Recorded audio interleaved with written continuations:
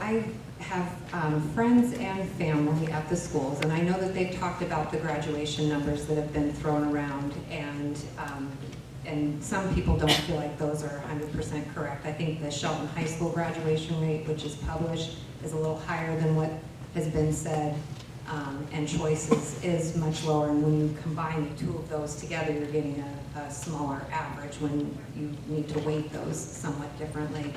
But I think graduation rates are extremely important. I'm in complete agreement with the new superintendent that graduation matters.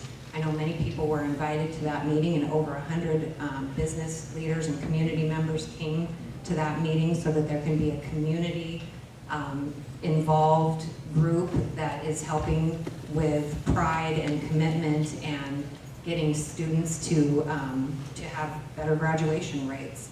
And that's something that is just extremely important for both schools, and I think that that does take a big community effort. That's a tough question. Graduation rates is certainly a measure of how good the schools are doing and how good they are doing at keeping kids focused and in school and getting prepared for what comes next. My particular interest has always been in making sure that the kids learn enough to be successful in their lives after high school. And that has always been kind of my focus. As a parent, that's where I felt my obligation was to my children and to my grandchildren, to make sure they're ready to be successful in their lives. The graduation rate is just a measure, and we all like to keep it up, but I don't know that there's a policy that we can establish that will actually impact that. It's going to take the effort of the school, the superintendent, all of the administrators and teachers to generate that enthusiasm and that involvement in our students. I think we need to strive for excellence in our students as a number one goal.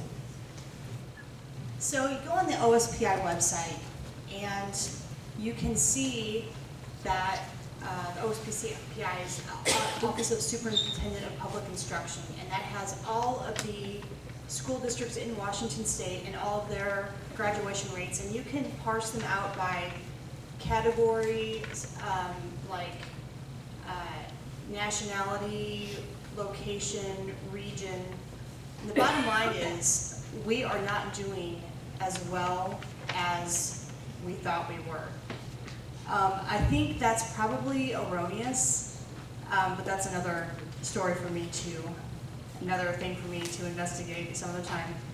Teacher expectations are aligned with the Common Core, which is a rather new mandate that we have to focus on. And with our new superintendent, we have a great background, a great basis. It's called Graduation Matters, which has already been mentioned here a couple of times. We have a great basis for getting these kids out and getting them graduated and getting them excited and getting them job ready, whether it be for college, a vocation after school, junior college. The most important thing that we have to worry about as a community is getting these kids out and making sure that they can take care of what we've entrusted to them. I believe a big part of our future success is going to be in communicating, networking, and partnering with our families, our schools, and our community. Just look at the successes we've had in this last year alone. We have the joint agreement with the hospital to continue operating the pool. We have the creation of the Shelton Creek, Teresa Johnson Trail, a new scoreboard at the high school stadium, and the Graduation Matters Consortium, for starters. These are great examples and real-life examples of what we can do in this community. I'm excited to be working with our new superintendent, who's expanding on those components with many great ideas, like his Soups On with the superintendent, the first community forum for the Graduation Matters Lodge. And who knows where the next great idea is going to come from, but I can't wait to hear it. And the sky's the limit, so I'm anxious to get started. Our graduation rate does need to be improved. It's very difficult and it's very confusing to show exact numbers when our target is always moving. And that's where we're at in the state right now and in the nation with new tests, different tests. We don't have enough time with one test to see if there's progress being made before a new test is developed and said, oh, use this one instead. So there's a lot of, we're not comparing apples to apples, you know, when we're looking at what's been going on in just the last few years. But I can tell you firsthand that our graduation rate is not anywhere near where it should be. In the old days, we used to have the 3 R's. Reading, writing, arithmetic, and that hasn't been enough for a long, long time. We've also had the same kind of educational system for over 100 years. And maybe that's not what we need for the 21st century. We've had lots of studies done, and today we're talking about a different 3 R's.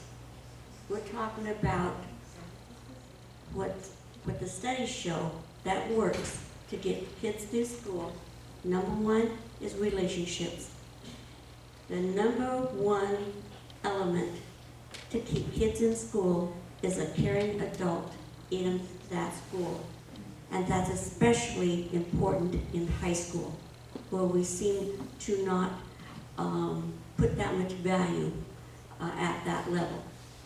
The other piece is relevance. What does this have to do with my life and my history or whatever else?